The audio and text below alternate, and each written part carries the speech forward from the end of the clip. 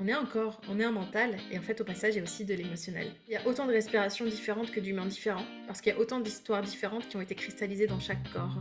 Une personne qui se sent bien, c'est un foyer qui se sent bien, c'est un entourage qui se sent bien, c'est des parents rassurés, c'est des enfants en paix. Bien le bonjour, chers auditeurs et auditrices. Je suis ravie de vous retrouver aujourd'hui en compagnie de Sarah Saïdi. Bonjour Sarah, bienvenue sur le podcast. Hello Valentine! Merci à toi de m'accueillir sur ton podcast. Avec grand, grand plaisir. Première question que j'ai envie de te poser là avant de entamer notre échange, c'est un peu avec quelle intention est-ce que tu viens pour cette interview? Très sincèrement, je viens avec une intention, on va dire, inspirationnelle et de me laisser guider, peut-être aussi de partager, sans forcément, des préjugés ou des aperçus, mon parcours en fait, ma discipline, faire connaître et peut-être aussi au passage, donner envie à certaines personnes de se dire: «Ah bah tiens, il y a un truc qui est là juste sous notre nez qui s'appelle la respiration et qui peut nous aider au quotidien à nous sentir mieux». Donc je me laisserai guider au fil de tes questions et c'est avec grand plaisir que je pourrais partager tout ce que je sais et que je peux partager aussi avec les personnes qui nous écoutent. Trop bien. Ben, merci beaucoup d'être là et oui, la respiration, c'est ton sujet. Tu vois, j'ai pas osé te nommer, mettre d'étiquette. Je ne sais pas comment est-ce que toi, tu te nommes dans ton métier au-delà de ta casquette, d'entrepreneuse, on va dire. Peut-être que tu peux commencer simplement par, nous en dire un peu plus sur ça, sur ce que tu fais et ce que tu mènes, au quotidien. Et bah t'as raison, en fait, je suis entrepreneuse et mon outil c'est la respiration. Donc moi j'ai écarté toutes les cases et les étiquettes. Mais si vous voulez des points d'accroche, en fait je suis formée à la sophrologie, à l'hypnothérapie, à la PNL, au breathwork. Et je suis justement sortie des cases et c'est en faisant l'effort, on va dire intellectuel et la démarche personnelle de se dire je ne me retrouve pas dans une case, mais je suis multidimensionnelle et j'apporte une expérience qui est axée sur la transformation, que je me suis libérée en fait des différentes étiquettes et je me suis dit bah moi j'ai envie de porter mon propre métier parce que le luxe entre guillemets de l'entrepreneuriat c'est de pouvoir choisir son projet. Donc je suis avant tout porteuse de projet. Ce projet consiste à accompagner les personnes en utilisant leur levier du souffle pour les aider à cheminer, à se transformer physiquement, mentalement, émotionnellement parlant. Et donc à partir de là, bah, je me suis détachée de certifs, cases, tout ça là. Parce que, et je t'avoue que c'était un super gros travail identitaire là pour le coup, parce que je Mmh. viens du monde de l'audit et du conseil. Aujourd'hui j'ai 32 ans, donc il y a plein de gens qui disent oh ça se voit pas, et moi du coup je le prends pour un compliment encore, tu vois, mais bon, j'ai quand même un passif d'une petite dizaine d'années dans le monde de l'entreprise, de la grosse boîte, des trucs super corporate où on nous met dans une case. Et en fait, à force d'avoir été un pion, je me suis perdue. Du coup, je me suis dit, non, là, c'est plus possible, je ne suis plus un pion. Et je vais apporter bah, une expertise. Et donc, bah voilà, donc Sarah, entrepreneur et spécialiste de la respiration, ça me va très bien. Parfait, génial et tu vois, on parlait en off de cette idée de déconstruire les codes et puis tu arrives tout de suite en disant, «J'ai voulu me sortir des cases» donc ça fait encore plus sens que tu sois là et qu'on puisse en parler aussi. Parce que du coup, bon, tu l'as un peu évoqué là sur ton parcours où, bon, tu n'as pas toujours fait ça. Comment est-ce que tu en es arrivée à, là, aujourd'hui, être experte de la respiration, on va dire? Est-ce que, c'est quoi un peu les grandes étapes qui se sont passées pour toi pour, te mener jusqu'à là?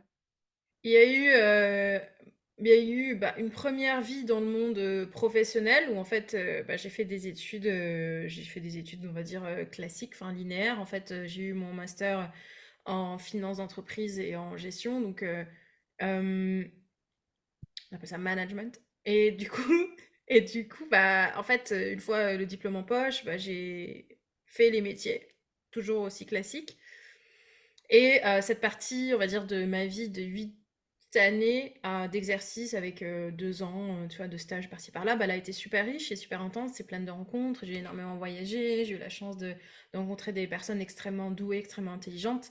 Mais malheureusement, en 2018, j'ai eu un gros cas de conscience en fait parce que j'ai été au mauvais endroit, au mauvais moment, avec la mauvaise personne, dans le mauvais contexte. Franchement, c'était la mission de l'enfer. J'étais à Hong Kong et j'ai vécu les 3 pires mois de ma vie. Et en fait, je n'avais pas la force à ce moment-là de partir sur un lancement de projet, de me reconvertir, etc. Mais ça a planté une bonne graine de charge de revanche. En fait, euh, il faut que je trouve une solution au mal-être au travail. Et donc, en fait, ça m'est resté comme un brin de colère pendant les années qui ont suivi, Mais tu vois, j'ai changé de métier, changé de boîte, et en fait, ça s'est facialement bien passé encore pendant quelques années, mais ça m'est resté.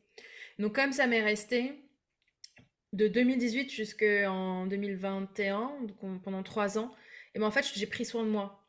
J'ai pris soin de moi pour d'abord moi me renforcer. Donc, tu vois, j'ai découvert énormément de disciplines sportives, j'ai fait beaucoup de yoga, je suis allée sur plusieurs retraites, j'ai continué à voyager, mais cette fois-ci pour le plaisir, j'ai fait plein de rencontres. Et en fait, je me suis ouverte. Et je me suis au passage aussi redécouverte. Et donc en fait, ces 3 années, on va dire, ça a été un cheminement où j'étais toujours salariée et ça se passait plutôt bien. Et puis en 2021, je me suis dit, bah, donc c'est l'année de mes 30 ans, en fait, je sens que avec le vécu, entre guillemets, que j'ai eu et mes compétences, je peux faire quelque chose de sympa. Et je me suis dit, bah, c'est peut-être le moment, parce qu'en fait, à 30 ans, et ça, justement, je pense que pour ton audience, c'est intéressant, parce que peut-être que, justement, on est dans ces ordres, on est dans ce genre de questionnement, en fait, à ce moment-là de sa vie aussi. En fait, à 30 ans, je n'ai pas encore beaucoup trop d'engagement et d'ancrage et de blocage. J'ai encore de la flexibilité, en fait, dans mes croyances, et je suis encore, on va dire, malléable. Et même si je me plante, en fait, qu'est-ce que je risque? Et ben en fait, je risque pas grand-chose à part peut-être, je sais pas, un trou dans mon CV. Mais en fait, avec l'expérience que j'avais déjà construite, bah, c'était OK pour moi de l'accepter.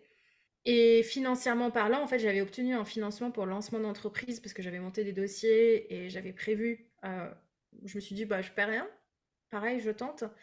Et en fait, je me suis dit, bah, c'est maintenant que j'ai vraiment envie d'essayer.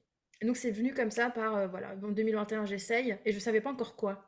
Donc, j'ai commencé à me former. Tu vois, j'ai commencé par la sophrologie, puis de la sophrologie spécialisée en entreprise, puis du breathwork. J'ai fait les différents niveaux de breathwork. Après, j'ai commencé en fait à explorer le sujet.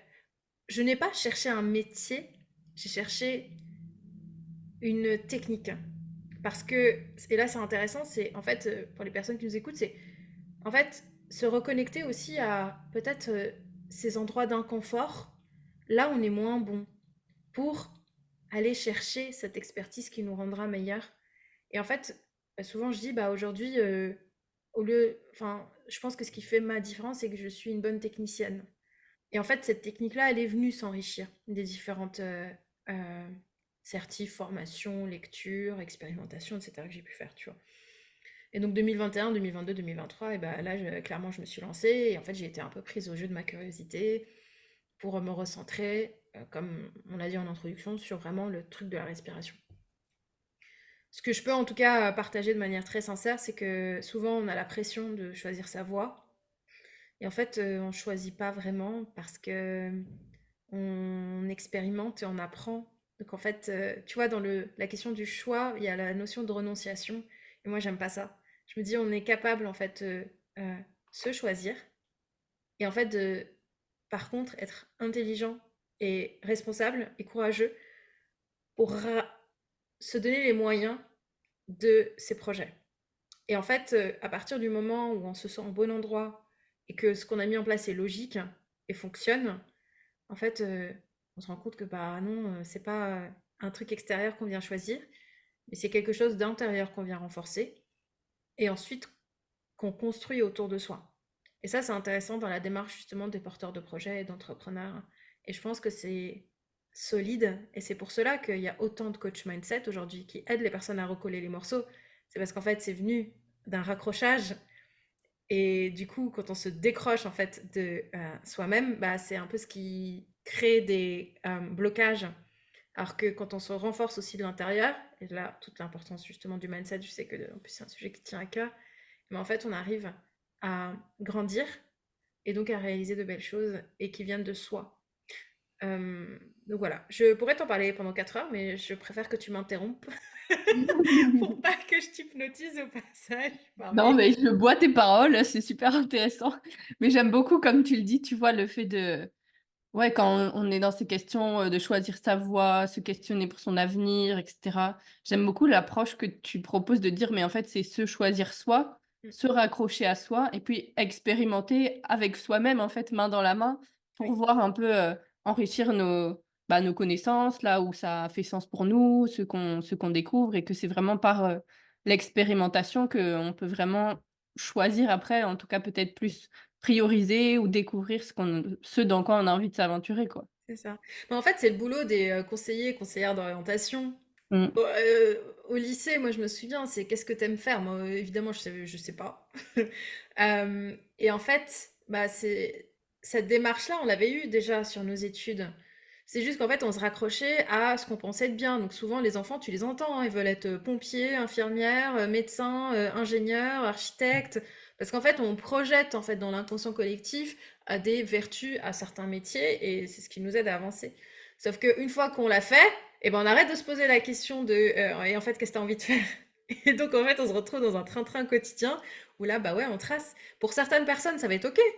Parce qu'on n'est pas tous hyper inventifs, curieux, explorateurs, etc. C'est aussi des types de personnalités et des contextes qui jouent. Et puis pour d'autres, eh ben, ça va être problématique. Moi, j'ai fait partie de ceux pour qui ça a été problématique, puis c'est tout. Mmh. Ouais, c'est vrai, j'aime bien aussi cette idée, comme tu dis, de pas prendre pour acquis, en fait, ce qui se passe et savoir se questionner tous les jours sur: «Bon, est-ce que ça me correspond toujours?» Pas des questions en mode, tu vois, le puits sans fond de l'introspection, «Est-ce que c'est bien et pourquoi et quoi?» mais juste se poser, les bonnes questions, de dire: «Bah, est-ce que ça me convient? Oui, non, bah, OK, on continue» ou alors on fait différemment, et parfois c'est des micro-modifications, en fait, qu'on fait aussi, quoi. Exactement. Des fois, on se rend pas compte, mais par exemple, intégrer un, je sais pas, un network. Et puis commencer à participer à des conférences. Et ben en fait, ça peut être la première brique qui va mûrir dans le temps. Et puis, c'est pas non plus prendre des billets d'avion, tout claquer et aller à l'autre bout du monde. Donc en fait, souvent, on se rend compte que la transformation, c'est quelque chose de continu. Et puis, oui, parfois, il peut y avoir des ruptures. Mais en fait, les grosses transformations, elles se font, encore une fois, après les ruptures sur le chemin de reconstruction. Après, en fait, on est biaisé par les histoires storytellées de avant j'étais, maintenant je suis. Et en fait, Et au non, milieu. bah, eh bah non, en fait, tout le parcours, il s'est fait effectivement dans la continuité au milieu. Mmh. Et comment est-ce que toi, alors, tu es arrivée à te dire: «C'est la respiration»? Ça me fait kiffer. Je pense que je suis dopée, en fait. Enfin, je veux dire, en fait, je plaisante en disant ça, mais pas tant que ça. Parce que, en fait, moi, mon gros problème dans la vie, c'est que j'ai pas beaucoup d'énergie. Vraiment, je suis, je pense que je suis fait à l'idée que j'ai besoin de beaucoup dormir. J'ai un besoin d'interaction sociale limité. Euh, j'ai un besoin de solitude. Et donc, je me suis dit, mais mince, par contre, parce que j'ai beaucoup d'ambition. Comment je fais? Parce que l'équation, là, elle était pas bonne du tout. Et je me suis dit, mince, en fait, c'est comme si, je sais pas, j'avais une carrosserie Lamborghini avec un moteur de Citroën, genre, je sais pas, ou de Twingo, tu vois. Genre, je me suis dit, là, les calculs vont pas être bons. Est-ce que je vais pouvoir, franchement, m'épanouir, en fait? Et du coup, bah, la respiration, elle m'a aidée, mais elle m'a aidée à ma manière. C'est quand justement, je me suis dit, bah tiens, attends, la respiration, ça régule le système nerveux, parce qu'en fait, l'inspire, ça fait monter l'énergie, l'expire, ça aide à ralentir. Je vais faire de façon très simple. Et en fait, je me suis dit, bah attends, du coup, en fait, si je prends ma respiration et que je mets du gros son et qu'en fait j'inspire à fond, et ben en fait, ça va me redonner de l'énergie. En fait, j'ai testé, et oui, oui, parce que mécaniquement, en fait, derrière, j'ai compris que effectivement, parce que les sons synchronisent le cerveau, et en même temps, le souffle synchronise le corps. Donc en fait, quand ton mental et ton corps se synchronisent, bah, tu changes d'état de conscience. Je me suis dit, oh ouais, c'est fascinant. T'imagines le délire? C'est-à-dire qu'en fait, on est capable de provoquer différents états de conscience.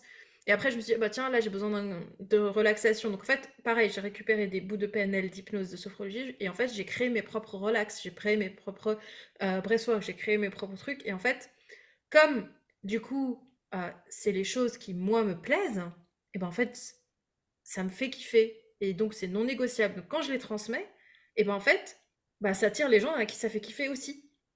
Et moi, je dis toujours, bah, comment j'en suis arrivée là? Bah, j'en sais rien. Je me suis pointée en mars 2022 en story Instagram. J'ai dit à tout le monde, ouais, c'est une journée déprimante aujourd'hui. En plus, j'avais en consultation un div, je me rappelle très bien. C'était le début de la guerre en Ukraine. J'étais dépitée à la fin de la journée entre crise d'angoisse, les gens qui regardaient les médias, hyper parasités par des informations, etc. et tout. J'ai dit, franchement, les gars, c'est une journée trop nulle, venez, on s'amuse. En fait, c'est nul là. Et en fait, le venez, on s'amuse, bah, en fait, les gens sont venus sur Zoom. J'avais 20 personnes et elles savaient pas quoi faire. Genre, total. Franchement, merci pour la confiance pour ce jour-là, quoi. Parce que j'aurais fait de la danse western. Je pense que tout le monde aurait fait de la danse western ce jour-là, tu vois. Et en fait, ouais, effectivement, on a repris. Enfin, j'ai créé une série de musique. avec une série de respirations, avec des techniques de coaching, avec un peu d'introspection. Et en fait, bah, ça s'est fait.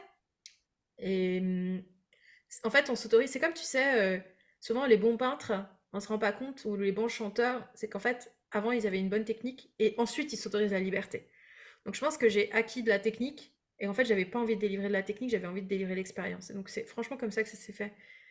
Et après, de manière très inconsciente, du coup, j'ai continué à donner des cours comme ça. Et ensuite, comme les cours se sont répétés, se sont améliorés, se sont affinés, bah, j'ai pu les écrire. En fait, aujourd'hui, je sais exactement comment je mène une session de A à Z. Et voilà, et donc bah, ça s'est terminé par une méthode d'accompagnement qui est aujourd'hui écrite dans un livre et qui est transmise, et je fais de mon mieux pour accompagner le maximum de personnes avec ça. Je sais pas si ça va marcher ou pas. Mais en tout cas, sur le chemin, à chaque fois que je donne un cours, ben, je suis super heureuse. Mmh. Mais j'adore, c'est cette spontanéité déjà, de toi, qui émane de toi, déjà et aussi, tu vois, cette spontanéité dans tes actions, tu vois? De dire: «Ben, j'ai envie de tester un truc, venez, on s'amuse et on le fait», tu vois? Et pas, enfin, je sais pas si ce qui se passe dans ta tête, mais cette impression, en tout cas, de ne pas te concentrer sur le résultat, mais plus sur ce qui, toi, te fait kiffer et du coup, ben, emmener les autres à kiffer aussi, quoi. En mode: «On va kiffer tous ensemble et on verra bien ce que ça donne derrière». Ouais. Ça a été un peu ma thérapie, hein. Parce que j'ai toujours fait en fonction du regard des autres. Donc en fait, vraiment, là, je me suis dit, non, non. Là, je vais essayer de, moi, partager ce qui me fait plaisir. Et je pense que la transformation, moi, en tout cas, en tant que personne, ici, je me livre à nu. C'est que réellement, en fait, c'est transmettre à ma manière. Et je me suis énormément, en fait, c'est vrai que je le dis pas souvent, je devrais davantage le dire. Je me suis énormément inspirée du monde artistique. Je me suis dit, les chanteurs et les musiciens, bah, ils jouent leur musique, en fait. Et que tu aimes le hard rock, ou l'électronique, ou la pop, et ben en fait, les communautés se créent autour de ce que la personne partage. Si moi, j'adore la musique électronique et je vais chanter de la pop, mais je vais être nulle en fait. Et enfin, ça va être trop bizarre, hein. Et donc en fait, je me suis dit, bah, ce que je fais, certes c'est thérapeutique, et certes ça aide les gens à avancer, mais je me considère un peu comme une performeuse. Performeuse au sens anglophone, j'ai pas l'équivalent, je sais pas, comme bah, une personne qui délivre vraiment une expérience en fait. Parce que quand on fait un cours, on vit une histoire. Ouais, et c'est très immersif en fait. On a les yeux fermés, on m'entend parler, on a la musique, on respire. Et en fait, ça fait ouais, comme un film qu'on vit à l'intérieur de soi. Et mon rêve le plus secret, c'est effectivement bah, de participer davantage au monde du spectacle, au monde des spectacles immersifs. Parce que ce que je fais aujourd'hui, il est très, par exemple, adaptable à tout ce qui est réalité virtuelle. Il est très adaptable à tout ce qui est application de méditation. Il est très adaptable à des expériences autour du sport. Et enfin, je sais pas. C'est soit t'aimes pas, mais quand t'aimes, tu kiffes parce que ce qui me fait, je pense, énormément plaisir, c'est que quand tu fais une séance, après, je te revois. Et ça, c'est trop cool. Et en fait, moi, ça me donne la force parce que je me dis, en fait, le point de repère ici, c'est Zumba. Ils ont créé un environnement. Ils ont créé une ambiance, ils ont créé une musique. Et aujourd'hui, quand je dis Zumba, il y a quelque chose de l'ordre de l'inconscient collectif qui débarque dans ta tête, des couleurs fluo, des Mmh. musiques un peu latino, etc. Et ce serait mon rêve de pouvoir faire ça. Donc, décoder et recréer un truc qui rassemble les gens et qui leur fait du bien. Trop bien. Tu parlais au début de enfin, au début de ton explication ici, de, du fait que tu accordais beaucoup d'importance au regard des autres Oui. et que du coup, te reconnecter à toi et à ce que tu avais envie de vivre, ça a été un peu ta thérapie. Comment est-ce que ça s'est fait, peut-être, tu vois, pour donner des clés à des personnes qui, accordent aussi beaucoup cette importance au regard des autres, comment est-ce que toi, tu as pu de manière peut-être un peu plus concrète, réussir à peut-être pas t'en détacher, mais le transformer? Je sais pas comment toi tu le perçois? Ouais. C'est une très bonne question et je sais qu'on est beaucoup dans ce cas-là. J'ai arrêté de demander l'avis des autres. Un, parce que je me suis rendu compte que j'étais en train de m'auto-flageller quand je demandais des validations. Donc ça, aujourd'hui, je ne demande plus l'avis des autres, sauf l'avis de personnes qui sont déjà passées par un petit point par lequel je passe, par exemple. Et moi, j'ai aucune difficulté à me faire aider. C'est-à-dire, tu vois, et je ressens un besoin de me faire aider, je vais solliciter l'expertise. Donc, à partir de là, en fait, quand tu es dans un mindset davantage explorateur et que tu acceptes de te dire, ok, bah, je reconnais mes zones de faiblesse, en fait, c'est cool, mais je vais demander pas l'avis de tous mes potes, de tous mes copains, de tous mes machins, parce qu'en fait, ils vont projeter leurs propres insécurités. Et c'est ce que je me récupérais moi à chaque fois. Sinon, je n'aurais jamais démissionné. Parce que la décision de démissionner, en fait, c'est moi qui l'ai prise. J'ai demandé l'avis de personne. Et du coup, en fait, à chaque fois que j'ai pris une décision comme ça, je me suis rendu compte que c'était super juste pour moi. Donc ça, arrêter de vouloir demander les validations, sauf des validations pertinentes de personnes qui peuvent réellement apporter des choses. Deux, se reconnecter à tous ces moments de vie où en fait on a cru en soi et que ça a été la bonne décision pour soi. Et ça, c'est important. Parce qu'en fait, ça permet vraiment de venir créer le chemin neuronal, de se dire qu'en fait, oui, cette expérience, j'ai déjà vécue. Et en fait, je vais la répéter. Et je vais la répéter. Jusqu'à ce que l'ancien chemin, en fait, il arrête de se créer. Jusqu'à ce que le point de repère, ce soit l'expérience d'avant et pas l'expérience des autres. Et en fait, en capitalisant comme ça, je pense que ça s'est fait naturellement. Troisième point, je fais partie aujourd'hui de quelques groupes en fait que j'appelle moi mes safe places, c'est-à-dire qu'en fait des entrepreneurs qui sont plus ou moins au même niveau que moi, etc. Et je partage avec eux parfois mes insécurités, mes doutes. Et en fait, ils savent ce point-là. Donc en fait, très souvent, ils me disent, mais reconnecte-toi à toi à l'intérieur de ta bulle et regarde ce qui, toi, te fait du bien. Donc en fait, ils me rappellent à l'ordre. Et ce serait, je pense, les trois vraiment, enfin les trois apprentissages qui me viennent comme ça. Et mes pare-feux à moi qui m'aident. Attention à pas tomber, parce que ça je le vois beaucoup en ce moment sur Instagram, dans l'extrême. Du genre, je m'écoute que moi, vous êtes tous nazes, personne me comprend. Non, non, ça s'appelle victime. Oui, En fait, merci de le dire. et c'est dangereux, parce qu'en fait, tu t'isoles. En fait, c'est retrouver de l'écologie par rapport à soi-même, se reconnecter à son intuition, se refaire confiance par rapport à son intuition, parfois checker auprès des bonnes personnes et avoir ces safe places, en fait, pour se remettre dans sa bulle quand on ressent l'insécurité monter. Mmh. Ouais, j'aime beaucoup cette notion de safe place comme tu dis et c'est vrai qu'il y a un peu ce truc qui passe, sur les réseaux ou même un peu dans les tendances développement personnel ou autres, de vouloir à tout prix se détacher du regard des autres et comme si la réussite, ce serait de ne plus en rien avoir à foutre quoi, clairement. Sauf qu'en fait, moi, je trouve que c'est plutôt, nocif comme tu l'as dit, c'est victime parce que tu t'isoles et que le regard des autres, mais ça a aussi du bon. Mais quand tu t'adresses aux bonnes personnes, comme tu dis, parce que ça te donne aussi des indicateurs de comment toi, est-ce que tu évolues? Ça te donne un peu des miroirs peut-être ou des personnes qui voient un peu les angles morts que toi tu vois pas et qui te permettent d'évoluer, mais c'est à prendre de manière, constructive auprès des bonnes personnes comme tu l'as souligné, quoi. Tout à fait. Tu parlais aussi, avant du coup, bon, la respiration forcément, du fait de créer une expérience et tu as aussi toute une approche qui est, bon, la respiration, c'est pas seulement on s'assied, on respire et c'est ennuyant et voilà, quoi. Il y a bien le nom rythmique juste affiché aussi derrière toi pour ceux qui nous regarderont sur YouTube. C'est quoi le lien? Dis-nous-en un peu plus. En fait, c'est comme la gymnastique rythmique. Tu as la gym, avec un déroulé d'exercices, et puis tu as la gymnastique rythmique qui a ajouté des petits accessoires et qui rend la chose, on va dire, belle, avec des rubans, des cerceaux, des ballons, etc. Et qui vient recréer en fait une sorte de sous-discipline. Et bah c'est ça. Et d'ailleurs, respiration rythmique, c'est un nom commun, hein. C'est pas moi qui l'ai inventé. C'est juste que j'ai voulu en faire une discipline. Donc aujourd'hui, par contre, Rhythmic Breath, elle est déposée parce que la marque, elle est protégée. Par contre, respiration rythmique, c'est genre open bar tout le monde. Et moi, j'ai toujours dit, mon savoir, si je le conserve, bah, il sert à rien en fait. Donc je délivre tout mon savoir. Par contre, effectivement, pourvu l'expérience, bah oui, c'est bon, c'est à ça que je sers, tu vois. Mais par contre, la respiration, en fait, seule, comme tu l'as dit, c'est un côté un peu austère. C'est tout l'effort que j'ai fait pour rajeunir, redorer, redonner goût. Aussi, parfois, dire aux gens, mais en fait, on a besoin de dopamine. Genre, franchement, c'est cool, des fois, de se dire, mais en fait, je prends du plaisir dans ce que je fais. Et le plaisir, clairement, ça rend heureux.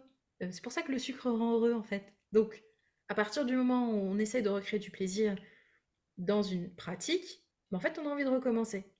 Et la notion de rythmique, elle est venue parce que j'ai associé les effets du son et de la musique avec le souffle.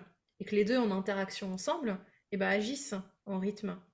Et en fait, notre corps et notre mental, ils se calibrent avec ce rythme du souffle et de la musique. Et la rythmique, c'est un tempo qui bat et bat. Le décompte de la respiration, c'est quoi? C'est un, 2, 3, 4. Et ben, c'est pareil. Et en fait, je me suis dit, bah, tac, tac, tac, tac, dans ma tête, en fait, l'association, elle a été super naturelle. Et aujourd'hui, j'ai encore des détracteurs qui me disent, quoi, en fait, c'est bon, on met de la musique, on respire, quoi. Je suis ok, vas-y, essaye. Parce qu'en fait, ce qui crée le lien entre les deux, c'est le coaching. C'est l'histoire que tu racontes. C'est l'émotion que tu vis. Et c'est pour ça que tout à l'heure, je t'ai parlé d'expérience. Donc, en fait, les trois ingrédients de la respiration rythmique, tels que je les ai définis dans le livre et tels que je les définis toujours, c'est un, la respiration. Le pilier, ce sont les gens qui bossent pour eux-mêmes. La musique, c'est l'ambiance qui nous relie. Et puis ensuite, le coaching, les visualisations, les mots. Et c'est là, c'est l'accompagnement et la transformation qui s'opèrent. Et les trois ensemble, et ben en fait, c'est ce qui te fait évoluer, c'est ce qui t'aide à introspecter, et c'est ce qui te fait personnellement avancer. Et c'est pour ça qu'aujourd'hui, en fait, il y a des personnes qui, je pense que j'ai prononcé le mot tout à l'heure, qui se viennent se faire coacher, en fait, tous les mois. C'est un moment pour eux. C'est pas juste un moment de relaxation, c'est un moment où, ok, on se relaxe, ils sortent d'ici en étant bien, mais humainement, ils grandissent. Et c'est pour ça que ça devient aussi une discipline qui est illimitée pour moi en termes de créativité. Parce que autant je peux la délivrer en collectif qu'en individuel. Et puis en individuel, il y a des séances, je raconte pas ce qu'on arrive à surmonter, tu vois. On en parle de trauma, on parle de blessures, on voit des deuils, il y a des choses extrêmement profondes qui se libèrent naturellement au fur et à mesure où la personne vit l'expérience. Parce qu'en fait, encore une fois, c'est un truc où le corps interagit avec le mental. Donc en fait, ça libère ce qui a besoin de sortir. Et s'il y a des petites choses qui sont bloquées, qui ont été cristallisées à un niveau physique, et ben en fait, là, elles ont justement leur propre safe place pour émerger. Et après, on fait la paix avec beaucoup de choses. Et ça devient donc thérapeutique. Mmh. C'est vrai, je trouve qu'on oublie souvent ce et on y revient de plus en plus, je trouve aussi, il y a une tendance à ça qui revient, c'est ce lien avec notre corps aussi. Oui. Parce qu'on est dans une société, voilà, d'humains qui pensent, où on a toujours une to-do list à rallonge, plein de trucs à faire, le métro boulot dodo qui tourne, mais c'est à quel moment est-ce qu'on écoute vraiment notre corps, tu vois? Et même dans, les approches de sportives, de dire: «Oui, mais je fais de l'activité physique», mais en fait, est-ce que tu écoutes ton corps aussi ou tu es dans l'accomplissement de quelque chose parce qu'on te dit que c'est bien de le faire ou voilà, tu vois? Et du coup, je trouve que c'est, enfin, ton partage là permet aussi de reprendre conscience de, ben, en fait, notre corps, il est aussi là et il a aussi plein de choses à nous apprendre et plein de choses à faire véhiculer où le mental, il a pas les réponses à tout, quoi. Ouais. J'ai eu la chance d'accompagner des sportifs professionnels. Je n'ai jamais vu autant de contrôle fric. C'est incroyable à quel point le monde du sport a sorti les gens en mode dissocié. C'est-à-dire qu'en fait, ils ont tellement la maîtrise de leur corps que, en fait, déjà, ils inspirent en rentrant le ventre dans plein de cas. Moi, je suis genre, oh non, ne fais pas ça. Ok, sur ton cours de pilates, tu peux, parce que ça te soutient le dos. Mais en fait, tu vois, leur corps, en fait, il est toujours sous contrôle, sous maîtrise du geste, etc. Donc, c'est intéressant. Et en fait, effectivement, je dirais même que c'est presque une catégorie à part parce que c'est une discipline à part entière. Il y a des préparateurs mentaux spécialisés dans même certains sports, tu vois, parce que il y a des professionnels dans le secteur. Mais en tout cas, c'est intéressant de se dire que, en fait, il y a autant de respirations différentes que d'humains différents, parce qu'il y a autant d'histoires différentes qui ont été cristallisées dans chaque corps. Ce que tu as dit tout à l'heure, c'est que oui, on en prend de plus en plus conscience, oui. Pourquoi est-ce que les salles de yoga se démultiplient dans des villes comme Paris ou comme Bruxelles? C'est qu'en fait, oui, effectivement, aujourd'hui, on se rend compte qu'il y a des personnes qui vont faire du crossfit à midi, mais qui vont faire aussi leur cours de yoga à 20h. Et qu'en fait, les deux sont complémentaires. Parce que on est un corps, on est un mental, et en fait, au passage, il y a aussi de l'émotionnel. Et ça, c'est trop cool. Et moi, je dis toujours, bon, ouais, je vais m'autoriser le mot. Je sais pas si j'ai été visionnaire ou quoi dans cette histoire, mais j'ai toujours dit, je vais faire shifter le monde du sport et le monde du bien-être en créant en fait le croisement entre les deux.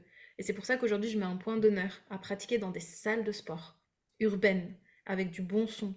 Parce que je veux sortir la discipline de la respiration uniquement des retraites, etc. Et je veux emmener ça vraiment dans la ville. Parce que c'est là où la transformation se passe. Et que quand tu interceptes ton stress sur une journée où tu n'es vraiment pas bien et que tu shiftes en sortant de là en disant générer ma propre situation de mieux-être, bah, en fait, là, oui, tu redonnes le pouvoir aux gens. Ouais, ouais, ouais et c'est aussi, allez, une tu redonnes le pouvoir, c'est un peu une, comment? Une passation de responsabilité, quoi. Oui, Genre, voilà ce que tu as vécu, ce que j'ai pu te transmettre, ce qu'on a pu vivre ensemble. oui, Maintenant, c'est comment est-ce que toi, tu vas te l'approprier et avancer avec dans ton quotidien, quoi. ouais. Moi, je fais confiance. Je dis souvent aux gens: «J'ai pas besoin de vous revoir 40 fois, hein. Si je vous revois plus, pour moi, c'est une bonne nouvelle». Parce qu'en fait, il y a des personnes que je revois régulièrement. Je sais que, bah, elles ont besoin de soutien, de béquilles à ce moment-là. Puis après que je ne revois plus. Et puis, en fait, on s'autonomise. Et comme le corps a travaillé sur ses ressentis, et ben en fait, il a appris. Donc en fait, après, quand je les revois de temps en temps, bah, je sais que c'est parce qu'elles ont cerné le besoin. Et je ne te raconte pas la victoire avec ma petite casquette ici d'accompagnante, se dire, elle a été connectée à ses besoins et là, elle a senti que ça lui ferait du bien. Parce que ça, dans notre monde déconnecté, en fait, c'est précieux. Demander de l'aide et se reconnecter à ses besoins, en fait, c'est ce que font naturellement les enfants, mais ce que les adultes ne font pas. Mmh. J'aime bien ce que tu dis, c'est qu'elle a senti que c'était OK et pas elle a compris que c'était OK. Ouais. Ça veut dire que tu as pas besoin forcément de le dire ou de le savoir. Ton corps le sait, tu le sais. Ouais, ouais, ouais. Tu te prends un gros râteau, un conflit, une mauvaise journée, bah ouais, tu sais en fait. Parce que c'est réel. À partir de quel moment on a décidé que le mental allait dire: «Ah non, mais en fait, c'est l'histoire que je me raconte et puis, comme je vais me raconter une autre histoire et ben mon cœur, mon corps et mon cœur, ils vont être bernés et je vais mettre ça sous le tapis». Non, c'est le cerveau qui se berne tout seul. Ça marche pas, ça console, oui, C'est ça. si tu veux. Mmh et tu parlais justement de les enfants le font naturellement, les adultes plus. Selon toi, où est-ce qu'elle s'opère un peu cette cassure-là? L'éducation et on va y revenir. La projection que l'on a de l'attente des autres et du jugement des autres et donc notre capacité à s'adapter. En fait, notre corps est bien fait. Nous, on fait partie des espèces qui sont les plus fragiles. Et notre super pouvoir, c'est notre mental, hein. Sinon, on serait déjà tous morts. On n'a pas. Enfin, tu vois, même fonctionnellement parlant, on n'a aucun super pouvoir. On court lentement par rapport à d'autres êtres vivants, aucune protection. Tu- Franchement, on est super vulnérable en fait. Et donc, nous, notre stratégie de survie, et ben, effectivement, c'est l'intelligence. C'est le mental qui vient et qui récupère cette information pour pouvoir la surmonter. C'est pour ça qu'on a trouvé plein de solutions, qu'on habite dans des maisons, qu'aujourd'hui on se fait livrer sur Deliveroo, qu'on prend des Uber, etc. Tu vois, tout ça, c'est que du confort qu'on a cherché à amener et de la sécurité. Ok. Donc en fait, à partir de là, eh ben, notre mental, il a aussi appris. C'est-à-dire qu'il a été forgé d'une certaine manière. Et nous, en tant qu'êtres humains, eh ben, nous, on s'est construit par rapport à nos parents. Et donc, en fonction de l'attachement qu'on a eu. Puis ensuite, on s'est construit en fonction de l'éducation, de l'endroit où on a grandi.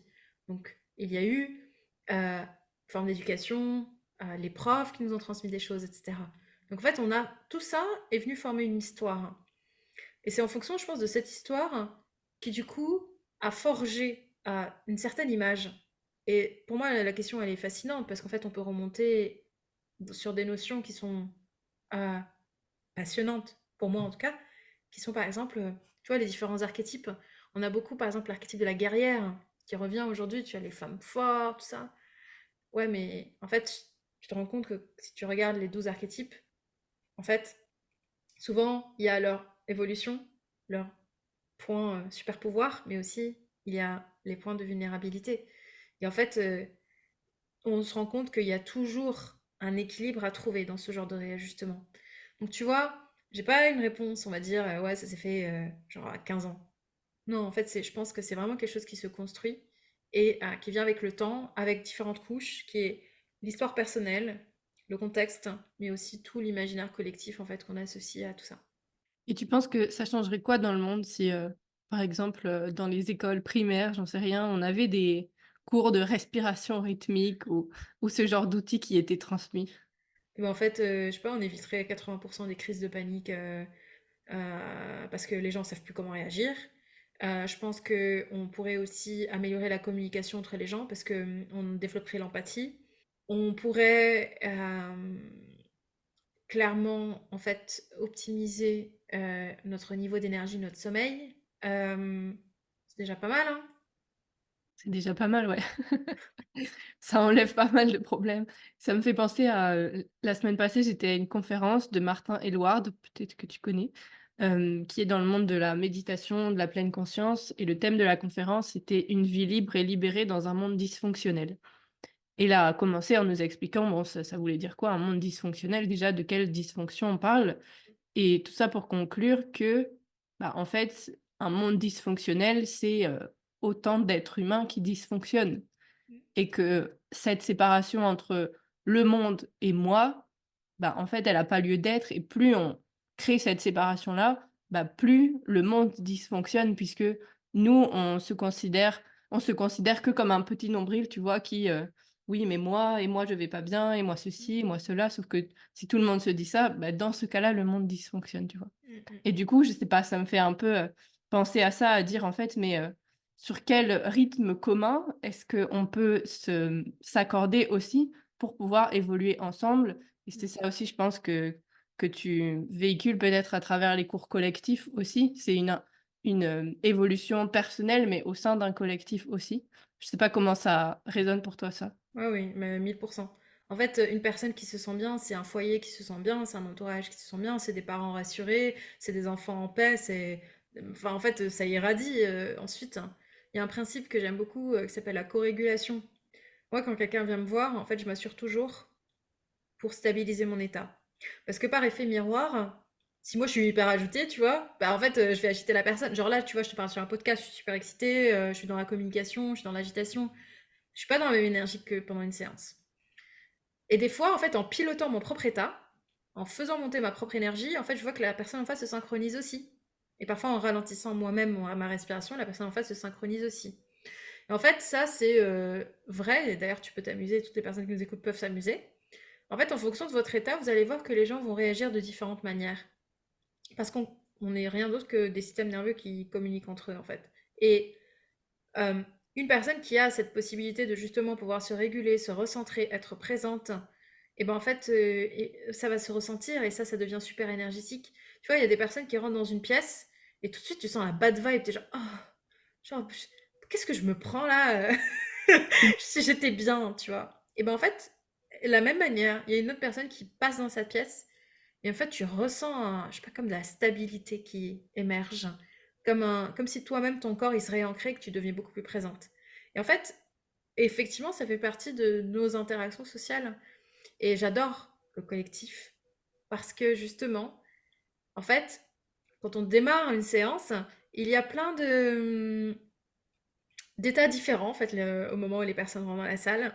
Et puis au fur et à mesure où on respire ensemble, chaque personne crée sa petite bulle, mais en fait il y a une plus grande bulle qui commence à émerger.